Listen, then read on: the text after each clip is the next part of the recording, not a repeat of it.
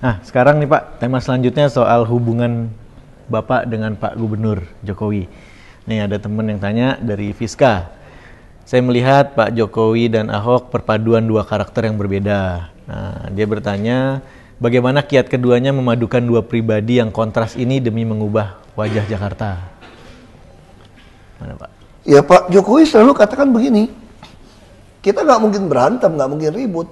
Karena berdua ini cuma niatnya mau kerja.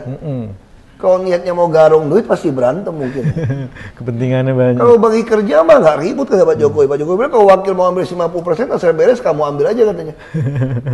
Nah itu yang menyebabkan tidak mungkin ribut kan, tidak ada kepentingan pribadi. Jadi kami berdua masing-masing berusaha bekerja sebanyak mungkin. Dia nggak mungkin ribut kan. Kecuali bagi duit mungkin ribut ya. Ini tidak ada bagi, semua udah ada ketentuan, gaji semua ada ketentuan. Nah, ini sama nih, Pak Jokowi Ahok pernah gak sih marah-marah karena beda pendapat tentang suatu hal, berdua gitu marahan Pak? Nggak pernah sih. Nggak pernah ya? Nggak pernah marah, kalau cuma bilang beda pendapat ya ada. Soal makan beda pendapat, beliau nggak makan nggak apa-apa. Kalau saya kan lapar, jam makan siang saya tinggal gitu loh. Kalau jam 12 lewat dia masih rapat terus, saya bilang sorry Pak, saya mau pulang mau makan, dia bilang. Pak Jokowi lebih kuat nahannya Pak. Ya, makanya kan sesuai postur tubuh. Postur tubuh. Oke, ini berkaitan juga Pak, sekarang soal wacana yang berkembang di luar. Hasil-hasil survei menunjukkan Pak Jokowi berpeluang menjadi calon presiden gitu. Nah, ada yang tanya nih dari Febi Nugroho, apakah Pak Ahok akan siap kehilangan Jokowi jika beliau jadi presiden nanti? Asal kalau jadi presiden nggak kehilangan. Kalau jadi ya, Ya, kantornya juga deket nanti. Justru bisa diselesaikan banyak masalah. Kalau betul-betul jadi presiden ya, saya sih nggak ada kehilangan lah. Kalau jadi presiden ya lebih untung dong. Udah kenal presiden dengan baik. Betul. Dan beliau sudah tahu masalah DKI, bagian mana pusat yang perlu bantu DKI. Betul DKI. Jadi justru menolong. Kalau bisa jadi presiden, kalau dicalonkan gitu ya. Ya jauh lebih menolong kalau beliau tetap jadi gubernur.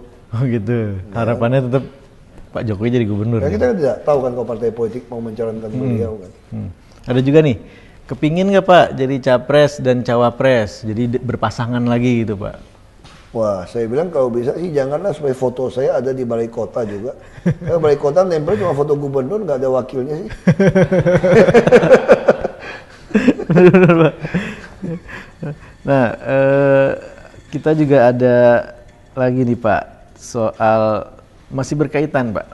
Pak Wagub pernah bilang secara konstitusi kalau Pak Jokowi nanti memang terpilih gitu, misalnya jadi capres dan terpilih jadi presiden, memang secara konstitusi Pak Ahok yang melanjutkan atau kalimatnya bukan terpilih loh. Beliau kalau mau mencalonkan diri itu harus mengundurkan diri. Mengundurkan diri. Terpilih tidak terpilih secara konstitusi saya jadi gubernur. Nah, berkaitan dengan itu kesiapannya Pak.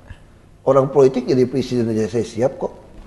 Orang politik harus siap. Kalau nggak siap ya jangan-jangan politisi. Nah, kalau Bapak naik nih jadi gubernur, otomatis kan wakilnya harus cari lagi ya. Wakil tadi diusulkan dari dua partai, dua orang ke DPRD yang pilih. Nah, Bapak pernah bilang kesemsem nih atau kepincut dengan wali kota Surabaya, Ibu Risma. Itu terpikir gak Pak kalau misalnya nanti naik jadi gubernur, wakilnya nanti dari itu kan tergantung Risma. Partai PDIP dan Gerindra mau calonkan siapa ya. Ya kan? Dan saya kira Bu Risma juga nggak mungkin mau jadi wakil gubernur dong. Ya kan dia kelasnya kelas gubernur kok masih jadi wakil gubernur. Tapi dari gubernurnya nanti mengusulkan atau saya nggak bisa mengusulkan tergantung partai, DPRD yang pilih. Nah, kiatnya nih Pak menghadapi ini otomatis kan kalau Bapak ini misalnya kita berandai-andai ya Pak, Bapak jadi gubernur otomatis yang kontra kan juga banyak gitu. Menghadapinya gimana Pak? Kontra karena apa dulu? Karena rasis? Mungkin salah satunya.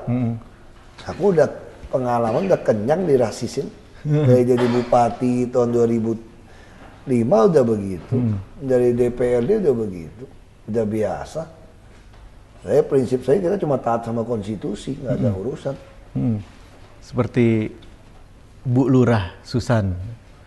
Itu kan kemarin. Tadi juga di demo. Gitu. Nah, yang begitu-begitu sudah kebal ya Pak ya? Kita ini saatnya menegakkan konstitusi di negara ini. Gitu loh. Negara ini bukan didirikan oleh sekelompok orang. Makanya kita punya agama, kita punya keyakinan, semua kita lebur di dalam Pancasila dalam bernegara. Saya yang Protestan dengan Alkitab saja beda dengan Katolik. Kristen Protestan juga dibagi Advent, ada yang karismatik, ada yang Injili.